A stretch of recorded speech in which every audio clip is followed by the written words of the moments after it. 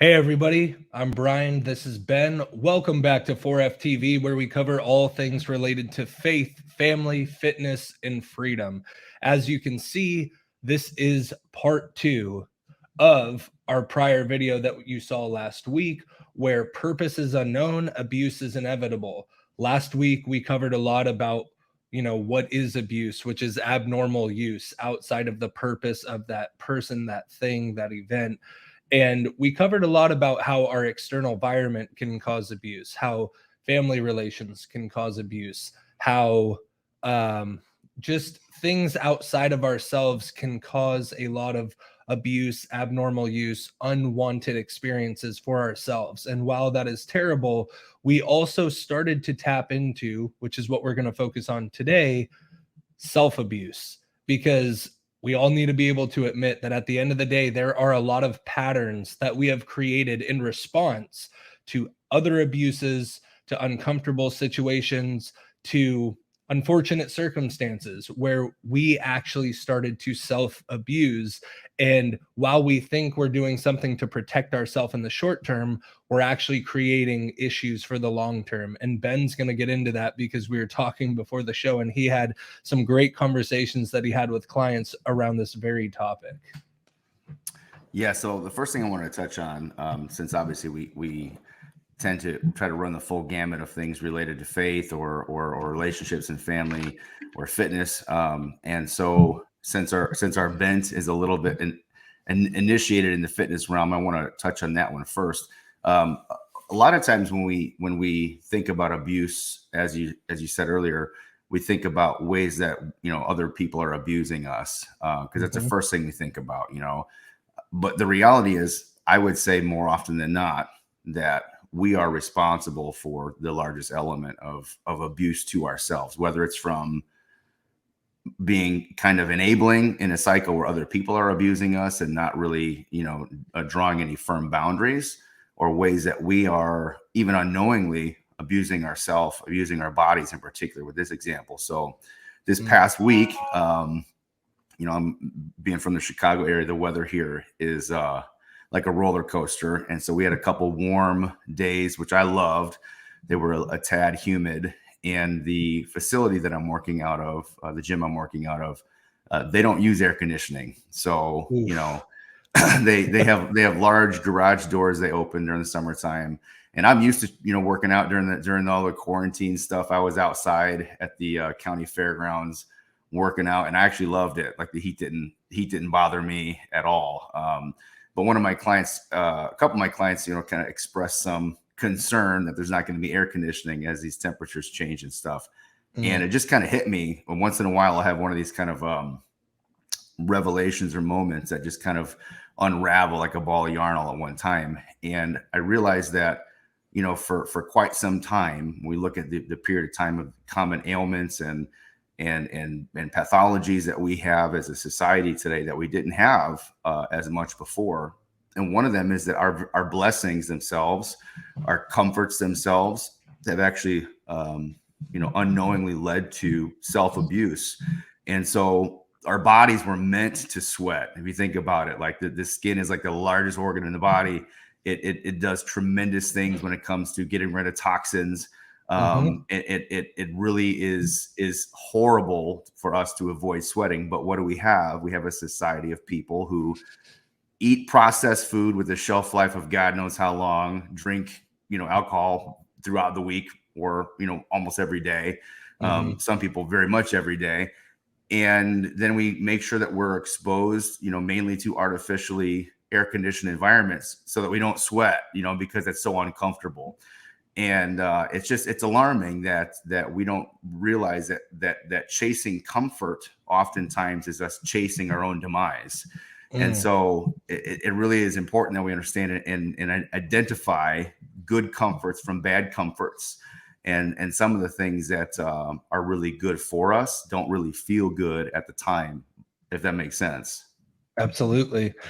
Had to go ahead and make that a banner that we're going to put up real quick because I want people to read that again. I want them to read it twice. Chasing comfort is chasing our demise.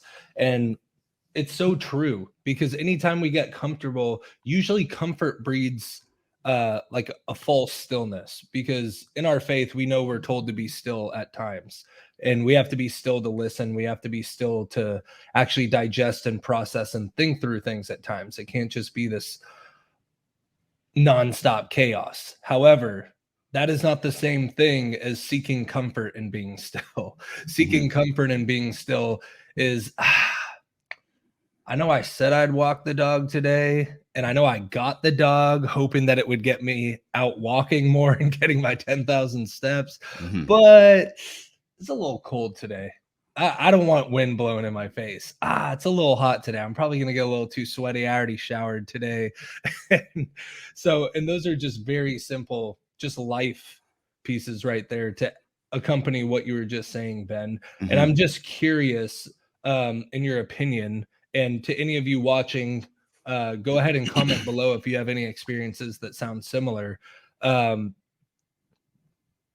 do you think we have gotten to the point where we're at today, where we almost value comfort more than anything, where we're constantly trying to find the most comfortable situation, where it's, whether it's an air conditioned room, not taking that risk in business, not stepping out in faith in a new relationship when we've been hurt before. Like, what do you think it is that breeds that high necessity for comfort? I feel like that's a tragically unending or open-ended answer to that question. But I would say that one of the biggest things, honestly, is more options than we ever were intended to have. If we go back, far enough, whether you believe in different stages of, worldview from a creative standpoint or evolutionary standpoint, when we go back far enough in time, our ancestors, the lives of our ancestors were literally, entirely different just several generations ago, going back thousands and thousands of years. And we didn't really have an option. We didn't have all of these options. It was go find food and go do things that require a lot of movement and work, or starve. It was think of protecting your children from the saber-tooth tiger that's outside waiting for you, and bringing impending doom. Or just die. Those are the options. And so I think that a large part of it is that we have been far removed from the parts and functions of our brain that are really actively doing what's necessary for survival, because we haven't had to. And so that's why it's like, it would be crazy to think, if you asked any of your grandparents, your great grandparents, or anybody before them, that people have to listen to, and I'm not downplaying motivation, but you got to listen to 20 minutes of motivation videos on YouTube just to try to invoke yourself to go sweat for 30 minutes at Planet Fitness. And our ancestors, spent the whole day outside sweating before, just because it was just part of life and it's necessary. And our bodies were meant to do that. When we think about, the benefits of just perspiring and moving, there are studies to show that even when your body's exposed to certain types of toxins like BPA, which is, a terrible thing that was in put in plastics and papers and other things for a whole lot of years before they realized that it was, And so when you see BPA free in all your plastic bottles and stuff like that, it's because after way too long, they realized that was a terrible endocrine disruptor and contributed to different types of cancer and other dysfunctions in the body. But just sweating has been shown to help rid your body of toxins, even like that, and things that were never meant to be exposed to our bodies, if you know what I mean. And so when you think about that, the skin almost being like a second kidney for your body in terms of what it provides for you, in terms of protection and ridding yourself of yuck and all the gunk and stuff that builds up in our bodies. It helps regulate our immune system. It helps prevent colds and other infections. And it's something that, like I said, people are avoiding because there's so many options. So, and I don't want to get in this tangent too, but all of these new health spas that are coming out, and so what they have is all of these treatments, these cryo treatments for fat loss, or body wraps to try to help you lose half an inch on your waist before you go to the beach this year, or whatever. And it's Right. like all of these things that people are willing to pay through the nose for, as long as it allows them to avoid the very work that our bodies were intended to produce on a regular basis. Yeah, it's purely seeking comfort or minimizing the amount of discomfort I have to be exposed to, right? Like I think Mm-hmm. of cryotherapy as a great example. A lot of people go in there being like, 3 minutes and my body's gonna burn 1,000 more calories today, and it's gonna re-nourish all the blood in my body by sending it to the core and shooting it back out to the extremities. And I'm like, I'm not doubting some of the science of it, but I think people need to stop being sold a bunch of crap. Like, hey, if you're eating all the processed foods that have been on the shelves for years, if you are not getting sunlight, Mm-hmm. vitamin D, real vitamin D, if you're not sweating efficiently on a daily basis, and yeah, that doesn't always mean strenuous strength training. Sometimes that means go out and get your 10,000 steps a day, go walk in nature. Like there's so many more things that can rehabilitate the body, that can grow the body, nourish the body, and make the body thrive, but it's uncomfortable comparatively. The Right. time is too long. Cryotherapy is in yeah, it's freezing cold and oh my God, it's so cold, but it's so cool that I can post a video about standing in a cryo chamber and I can let people know I spent $50 for 3 minutes in a cryo chamber, but I wouldn't spend $50 for an hour with that trainer that's actually going to help change my life and start instilling better habits and get that hour of exercise instead of that 3 minutes of standing in a cold chamber. Mm-hmm. And the exposure of 3 minutes versus the exposure of 60 minutes sounds way more appealing. Whereas to me, who at times can be financially frugal around things, I'm like, bro, I'm not spending $50 for 3 minutes. I would rather go get that hour. I would Sure. rather get the full dollar for value, especially because I know the strength training piece is going to change my body and life way better than that 3 minute cryo chamber. Or, I mean, I've seen the treatments too where they do like a cryo, like almost like reverse vacuum hose where they spot treat Mm-hmm. and they're like, oh, we'll get that inch or two off your waist. Or anyone that's wrapping with those skinny waist things or that basically glorified saran wrap, you're Right. Right. just sweating. That's Right. literally all you're doing. You are Right. sweating and you've convinced yourself that this sweat on this film somehow is better than the same sweat that would come out but sit on your skin instead of this film. And because you're wearing like a skinny waist, all of a sudden you've been sucked in to be like this for a minute. It's like, Yeah. man, it saddens me as well because that's where we're kind of crossing lines again, right? Like a lot of the things we just mentioned, like, yes, that is a form of self-abuse, but that's also marketing abuse. That's also Sure. people constantly flooding you with, why would you spend 60 minutes in the gym when you can spend 3 minutes in the cryo chamber? Mm-hmm. And for just today, you can get 3 for the price of 4. And it's like, okay, I guess that's great, but ultimately, what are we doing? We are, just as you said before, which is why I think that chasing comfort is chasing our demise is so important for our viewers to realize. Even when you think you're doing something that's good for you, if you're doing it out of a place of wanting to be more comfortable instead of getting used to being uncomfortable, you're still setting yourself up for failure. Mm-hmm. Because anytime something is hard, you're going to want the easy way out. And the easy way out never leads to a good life. It Mm-hmm. usually leads to a ton of compromise and unnecessary sacrifice. Sure. Yeah, and there's a difference. I'm not definitely not wanting to demonize any types of therapeutic advantages in technology and and the whole cryotherapy benefit for athletes in terms of speeding up recovery.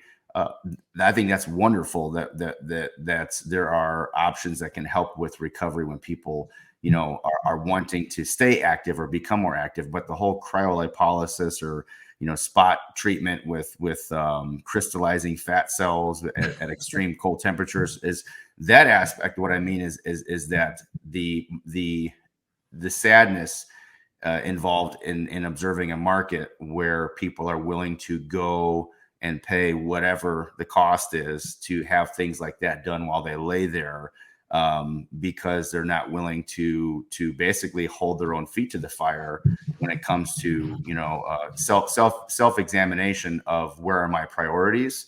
And it ironically can be the same person who says that they don't have 30 minutes a day to work out, but you got the time to go get a cryolipolysis treatment, Right. or whatever else it is. So it's just it's a tip of the hand, or a big reveal of where we are, just as a society in general, that people are willing to undergo all kinds of things, and pay all kinds of prices to make it look like they take care of their body. And that's the other thing that's terrible, is it's very deceptive that we live in a society, also when you follow the whole reality of social media, people are willing to pay, and the onset of the whole metaverse and everything else, people are willing to pay and willing to do whatever necessary to give an illusion of something. And that's what's alarming, is that we would rather prop up this house of cards, to give people the illusion that we are fit, that we take care of ourselves, or whatever else it is, when the reality is, you don't ever miss a discount margarita night. You don't ever say no to dessert or whatever else it is. And you never follow through with the commitments and promises you made yourself, about taking care of yourself. And like I said, I believe it's because there are far too many options that we really weren't meant to have. Not to deviate into a whole other ball of yarn here, but the same thing can be said about the dysfunction in relationships. Social media is to blame for a lot of relationship failures, due to the endless options for people to chase their old high school flame, or Yep. or have 4,000 friends, and I hate to break your heart, but they're not your friends.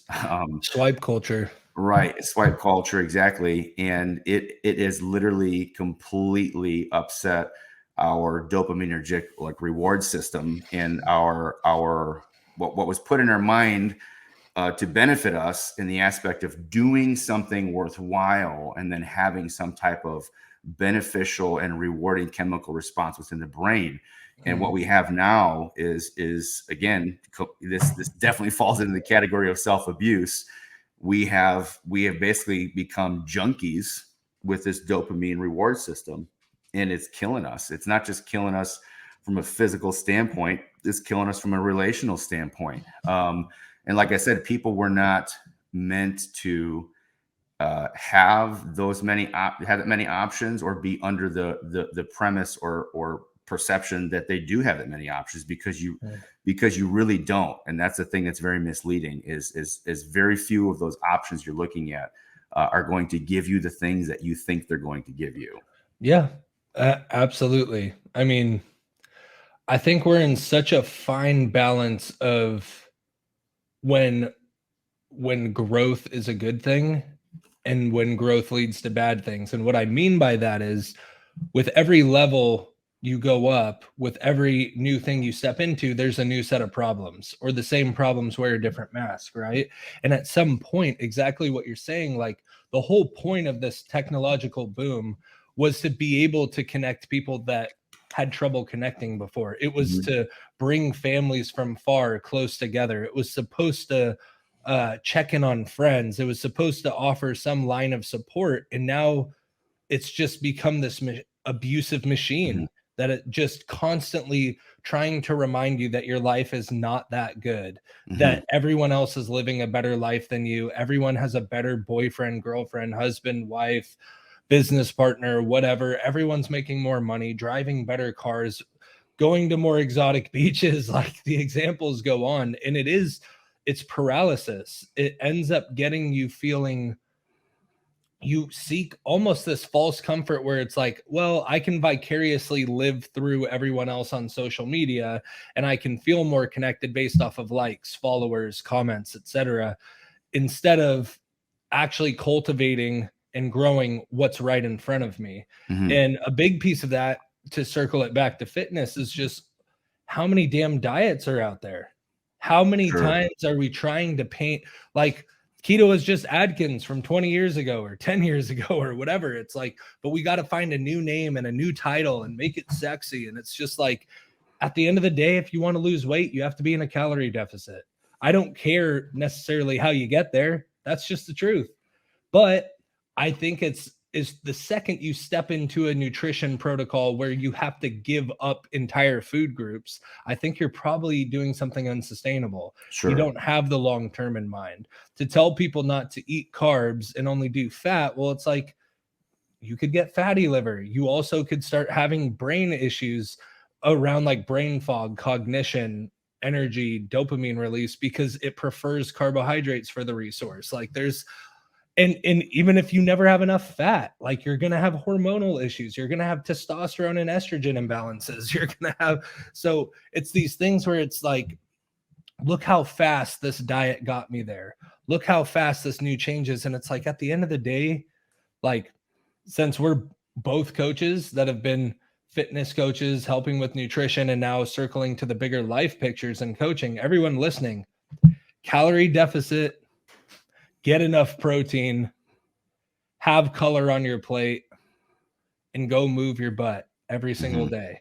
Like that's it. It doesn't have to be more complicated. Yes, when you get tighter and tighter, it becomes more nuanced based off the goal and based off the person and based off of history and all this other stuff. But generally, anybody would benefit from just, if you need to lose weight, calorie deficit, protein, like high protein, get colors on your plates and move. If you're a chronic dieter, you're going to have to be in a calorie surplus. Your body's actually going to thank you for finally giving it more food and not starving and being like, oh my God, it's not feast or famine anymore. So I don't have to try to hold on to every single ounce of calorie that comes into my body because I'm not worried about the next time I'm going to be fed.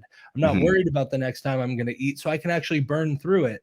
The name of the game, honestly, is actually inefficiency, which is kind of ironic. And we'll talk about it in another podcast because I don't want to deviate too much from what we're talking about. But essentially, if you can turn your metabolism into a Lamborghini engine where it's just burning through everything in sight like that, that's where you want to be. You don't want a Prius engine that's holding on to every last drop of food, being like, I can stretch another mile out of this. I can stretch another whatever, because all of a sudden it's like, oh, there isn't an absence of fuel. So I'm just going to hold on to this.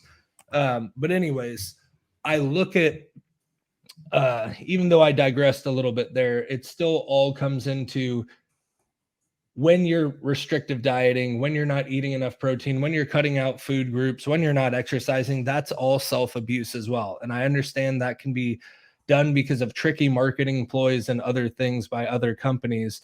But we are here to set the record straight that you still need to take ownership over that. And we would encourage you to seek help. Depending on the level, like we are great coaches that can help people out. But if this becomes like a bigger psychological thing, or if it comes from a lot of trauma and past history, like obviously you could go to a therapist or get deeper work and help done. We never want to minimize the mental health aspect of this whole thing. But it basically comes down to patterns, and those patterns can show up in self-abuse, but also external abuse. So basically, to round out this, Ben, if you were to give someone a last word before we flip the script on abuse and get into purpose, what would you want to encourage someone with right now when it comes to the self-abuse portion? Because last episode, obviously, we dove in to the other side. In this episode, we're focused more on self. How have you either gotten yourself or other clients out of the cycle of self-abuse and stepping into purpose? Sure. That would be another episode in itself, but in a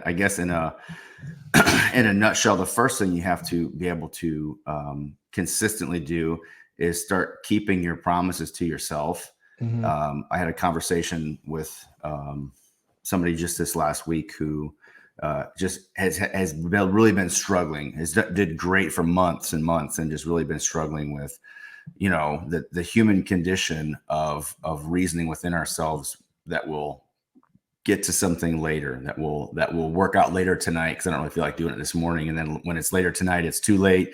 And that one day turns into like 2 weeks of doing that, And I told her, I said, you do realize that you don't have much right to get angry at anybody else for breaking their word to you if you can't keep your word to yourself. And it's a sobering thing because we've all been guilty of it. Anybody who tells you that they haven't is a liar. But it may be something that some of us struggle with more than others. And that's, I think that is both the human condition, but it's also been something that is part of our when I thought about you mentioning all these different diets and stuff, it reminded me of, like the circa 19th century snake oil salesman that would be set up in the middle of town. Nobody had a physician's desk reference or Google to find out if this guy's claims were remotely valid. And people were so eager to be alleviated of whatever discomforts, ailments, or whatever other ridiculous things that this person was guaranteeing. And I think what that goes to show, the difference is today is that we are like slaves to marketing, and we are slaves to media in the most awful way. And so we have a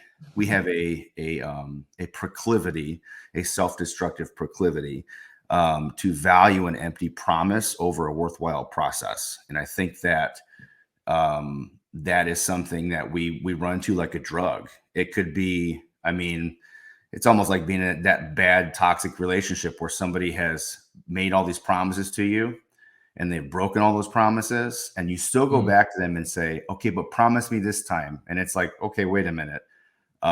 That's like somebody writing me a bunch of bounced checks, and then I still laugh and skip with glee when they write me another check, And so we'll chase what's sensual over what has substance. And it like I said, I think it really is just part of the human condition, always has been. It's that we are subject to way more of those opportunities for self-abuse in that regard today, because we're inundated with it. And so, how to tie all that together. I think that in order to identify any types of abuse coming from outside us, it's critical that we are able to identify ways that we're abusive towards ourselves, if you know what I mean. Yeah, 100%. I think that's really wise words. I think everybody, if you're watching this clearly on YouTube or listening on any of the platforms, I would rewind the last 30 seconds and listen to that again, because that is kind of the awakening you need in your mind. Like anything that you accept or don't accept about yourself, you're also accepting for others to impose upon you. Just as the bounce check thing, like if I don't value my time or my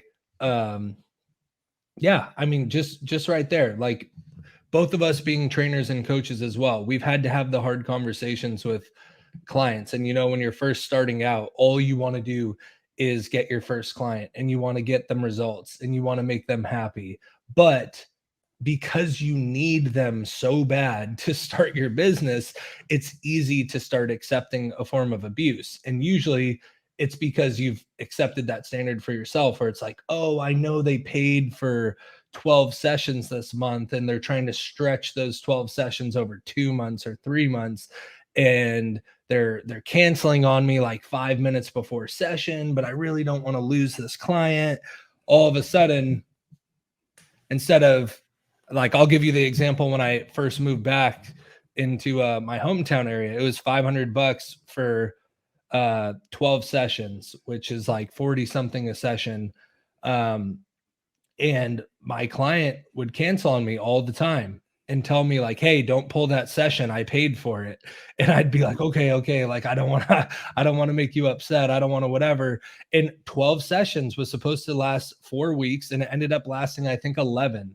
And I was just like, whoa, wait a minute. Like, instead of $500, it was like making like 150, 167, something like that a month. And all of a sudden you realize, if every client treats me this way, or if I allow that type of abuse, I'm never going to be financially stable. I'm also never going to enjoy coaching these people, because they don't value me. They don't respect me. And at the end of the day, And like that's that was moving back from LA, and we used to charge 115 a session when I was down there. Of course, I didn't see that because I was at Mhm. a big corporate gym, and I won't name names, but I'm sure I've said it before, but Sure. they take like 80-90% of what you make. So all of a sudden you're like, yo, I charge 115, but I'm seeing like 25 of that if I'm lucky. Right. So maybe 25 an hour, which, back in 2014 felt pretty damn good, making 25 bucks an hour when people are scrapping at 8 an hour at minimum wage. I was like, I guess I should be grateful. So then when I came up here, I'm like, damn, if I was charging 115, I'll just charge 100 bucks. And then nobody was responding. And I was like, I'll just charge 80 bucks. And no one was responding. And then Mhm. this lady's like, you're ridiculously high. This is what I've done with other trainers. They gave me 12 sessions for 500, and I was like, fine, done. That's fine. Sold. and it was like all of a sudden this person, and again, like that could be their context, that could be their experience. And because I had a lack of experience and confidence in myself, I allowed the abuse to take place, where this is what I wanted to charge and this is what I accepted, which was far below like half my originally intended price. Mhm. And you start to realize, like, damn, man, like if I'm going to let every person dictate what I think about myself, how I run my business, like I'm in a bad spot really Absolutely. quick. And the sad thing is, again, and I'm saying this, mostly this direct example is trainers out there who may be watching this, but also anyone in life. You also get what you accept.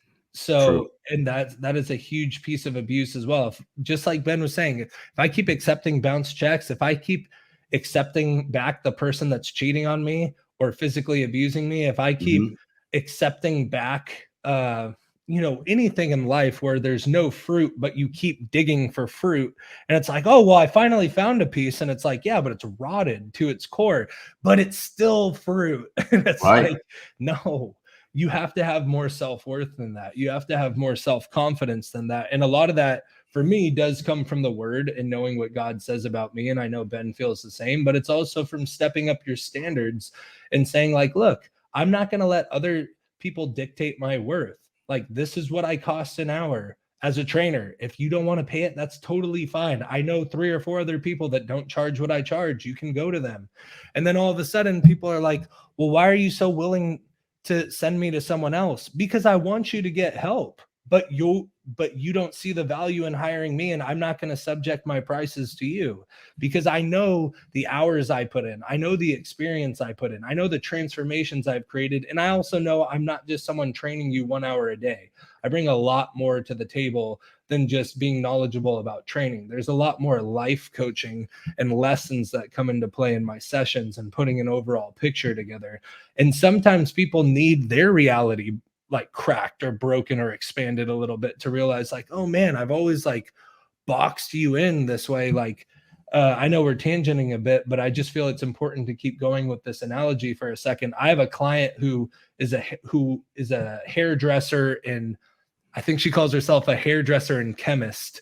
And I always was just like, what? Like that's fine. Like, I know it's not like, it's not like you have a chemistry degree or whatever, but then she got into, because like I think I pay, like when I tip my barber, I pay like 60 bucks for my haircut. And some people are like, that's ridiculous. That's this. And I'm Mhm. like, I can't say anything. I charge way more than that for a training session with me. So like it's you're paying for a skill, right? So this hairdresser slash chemist that I train, when she's charging and doing all this stuff, I just asked her, I was like, man, your books are packed for months according to you. And like, you're one of the most expensive people. Like, why is that? And she's like, because I'm a chemist. Like, I have to know the exact ingredients of the colors I'm mixing based off of the person that I'm serving. Like, Sure. how many people, like if you're a hairdresser, you're working with someone, and you have to be able to look at that person and be like, man, I'm noticing patterns of rosacea on the skin,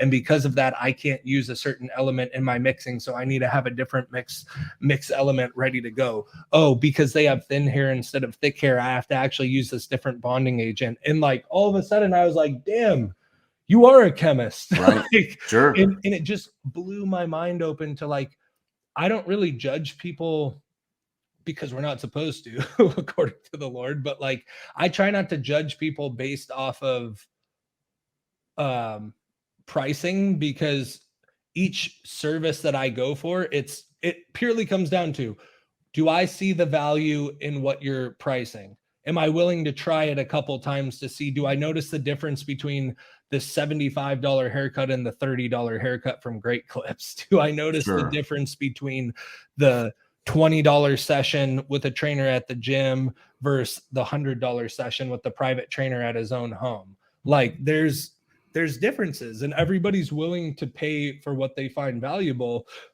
But for me, I'm always trying to expand my mind and understand things. And right after that, I was like, wow, I've never questioned your pricing or other hairdressers' pricing. And a lot of the time it's like, hey, I'm doing something that's going to last a long time. You're going to have immediate, results. I'm only going to see you once a month or every other month. So like, you got to start thinking of how many more clients they have to serve as well to make a good living. But when she broke that down, I was like, dang, man, I've never given any hairdresser credit for that side of the business, for understanding skin in the organ, for understanding allergies, for understanding hair, like obviously hairstyles I think of, but like, and I want you guys to think about that with the next coach or trainer that you hire as well. Make sure they're not just running you through a cookie cutter program. Make sure they're taking the time to actually get to know you. Because just like Ben and I, when we're working with people, whether it's online or in person, like, I'm not going to yes, I believe every person should be able to deadlift and squat and press and all these like foundational movements of life. But that doesn't mean I'm just going to throw you under a barbell if you have no mobility and crooked knees. That doesn't mean I'm going to have Sure. you lift heavy shit off the ground if you have a blown out lower back. Like, it also doesn't mean I'm going to have you avoid doing hard shit because you've been avoiding it for years. So Right. it's definitely one of those things where I guess it comes back to, and I'm probably not going to say it how I said it earlier, but just like, basically we allow whatever we accept, and to whatever level that is. So the level of abuse you have in your life is what you're willing to accept, and it usually is correlated to what you think about yourself. If I am a high value man and I value myself and I'm confident in myself, I'm not going to accept things that try to tell me otherwise. I'm not going to try to accept someone else's limited mindset or low confidence to bring me down. I'm going to try to uplift them in the process. But if I can't, I'm not going to let their situation bring me down, and vice versa. If you work on yourself, and this is part of where we're segueing into the purpose point, which honestly, we may need to bring into a part 3 for all you guys. When you are aligned deeply in purpose and you're pursuing that God-given purpose that you have over your life, and it makes it easier to get uncomfortable. It makes it easier to stay committed even if you're not motivated. The discipline becomes a little bit easier, or it's quicker to get to that discipline. But also when you're in purpose, purpose is like the antithesis of abuse. If abuse is abnormal use of the intended purpose or divine purpose that it's supposed to have, the further we step into purpose, theoretically, the less abuse we should be allowing in our life. It should become more clear. It should become more apparent what is for me and what is against me. Sure. What do you think about that, Ben? No, absolutely. I think too that there's an element of where the business and the personal lines kind of converge is a little bit open for nuance. But the reality is that a lot of times the cycle of misuse or abuse continues. Most often, I'm not talking about extreme cases of physical abuse or where somebody's trapped, and that does happen, and it's incredibly tragic. But most cycles of abuse continue unknowingly at the choice or lack of express choice by the person who's enabling it, even by being an overly empathetic element that's being misused. And so the abuse can look like me being really patient with somebody. Abuse can look like me being really forgiving with somebody, but it's not necessarily that. And I had a conversation with one of my buddies who runs his own business, and he said, he said we couldn't work in different fields. He said, but one of the we couldn't work in more different fields. But one of the things that's similar between us is about 80% of our problems are caused by 10% of our customers. and 80-20 Pareto principle. And I said, it's pretty accurate and it's pretty true. And the thing that's difficult, especially if you've been raised in I would say either raised in a home not growing up being instilled affirming values and self-worth, or on the other end of the spectrum, you were raised in a religious environment that really does not in a healthy way differentiate between forgiveness and access, because they are not one and the same. And it's very, very dangerous to even teaching children from an early age that forgiveness means access, because it doesn't. I think that it's important that whether it's in a business arrangement or in a personal arrangement, when we start making a stand or start making decisions to speak up for ourselves and to protect ourselves, we have to do it with the right heart. We have to do it with the right intention. And I've heard it said, I don't remember who quoted this first, but they said, I don't want to see anybody go hungry, but some people get a to-go plate, not a seat at the table. And it's true, because it doesn't mean that I wish ill upon you at all, but it does mean that you won't have the same access to me that you may have had before, or that some other people have, due to how you respect my boundaries, or due to how you treat me, in whatever specific areas have become the point of issue. And I was gonna say, like, that word boundary is key, because I also think, some people, unless you really do the work, like, some people like to throw words out like trauma, trigger, boundaries, when it's like that may not really be the issue at times, or it may not be the other person at times. But one thing I want everybody to understand about what Ben just said too is forgiveness is just as much for yourself. Like, a huge piece of forgiveness is to complete with yourself so you can let go. Just because I forgive this person doesn't mean they're going to stop doing it to me. Correct. And that's what Ben's talking about. Like, we're called in the Bible to forgive not 7, but 70 times to a person. But I don't think when that was said, it was meant to say, like, okay, so keep forgiving the same person 70 times every day when they keep abusing you every day. No. Like, sure. there's a heart issue, because at the end of the day, like, especially in scripture, anytime you think you're reading something for someone else, you're reading it for yourself. And anytime you're reading something for yourself, you're reading it for someone else too. So guess what? The person that you're forgiving should also be asking for forgiveness. They should also be repenting. They should also be forgiving you and others and themselves, because it's never a one-way thing. It's always a two-way thing. That is relationships. There's always a give and give, or a give and take, or whatever. Obviously it depends on the level of the relationship, but exactly what Ben said, I can forgive you and I can wish you well, but I cannot want you in my life anymore. I can make sure you don't go hungry, but give you the to-go bag instead of inviting you to sit at the table. And I just really love that picture that you painted, Ben, because it's so simple, but it's so powerful at the same time. Yeah, absolutely. I mean, other thing, this is probably something for a whole nother episode when we talk about maybe something that's geared more specifically toward family or relationships, because that's where this usually manifests more so than business or other things, because business is business, and you got policies with business, and things get a little bit more,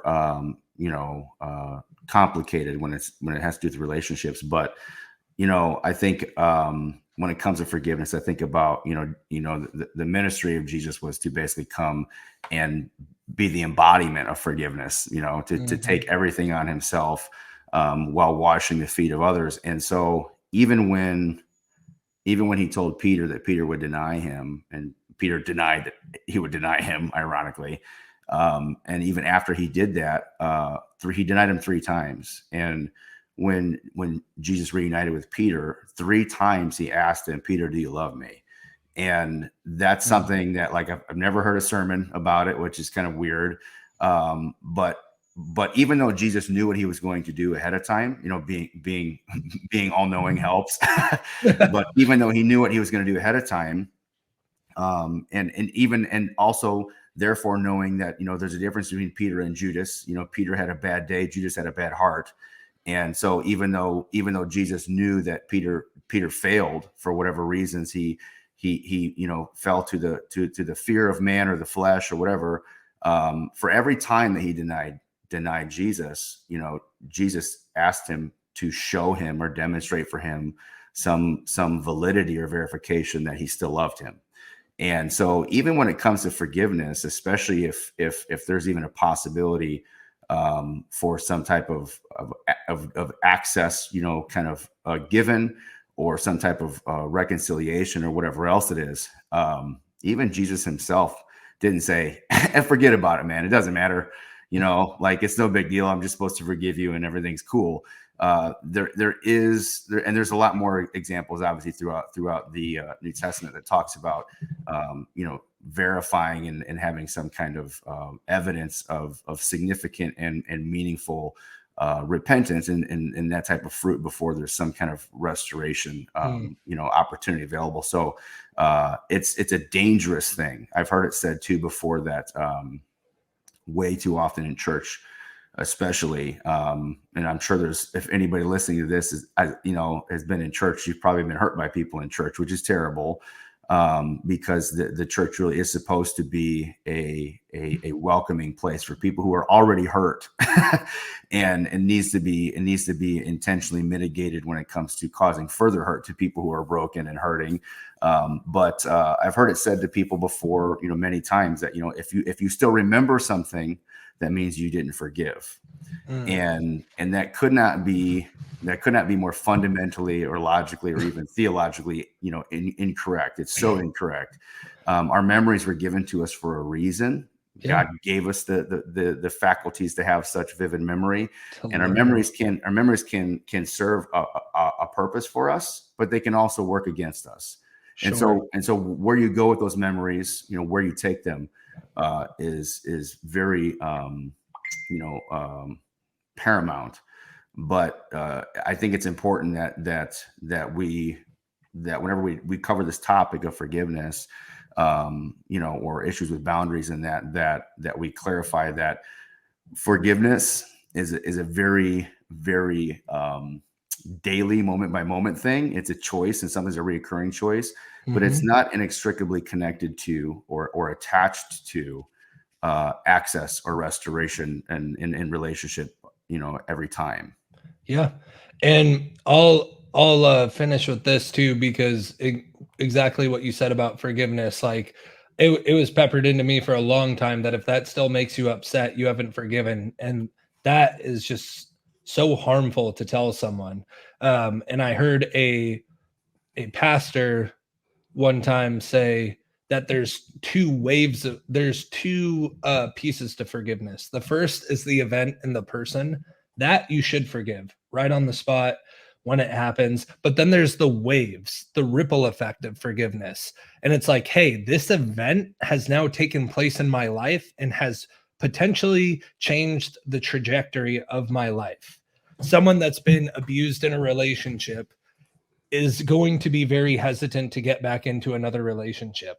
There's going to be a chance that she will become more masculine in her ways to put up defense guards and not feel fully trusting of men around her, or men around women. Like, I'm not trying to be biased on one side or not. Sure. Just an example. But the idea is she could have gone from a loving, trusting, potentially naive person, but just ready to give all, to very hesitant and reserved because of the abuse. And that is going to forever change her trajectory in life until she deals with that abuse. And that's going to be years of work. That's going to be going into relationships. That's going to be discovering self. That's going to be self-forgiveness, forgiveness to the person.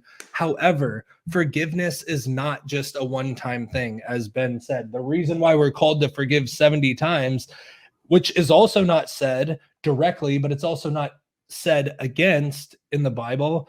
If we're supposed to forgive 70 times, it's probably because that same thing's going to pop up a couple times. Sure. It never says like you forgive and that thing's never going to bother you again. It's going to be Right. 70 independent offenses. No, it could be the same offense that I have to keep forgiving over and over because, hey, the next time I get into a relationship, I might be like, oh, shoot, but I got abused in the last one. Like, it feels good, but I'm not sure. And it's like right there, you got to forgive what happened again. And you got to be ready to see the signs of, is this person showing the same traits, the same potential red flags that I missed with the last person?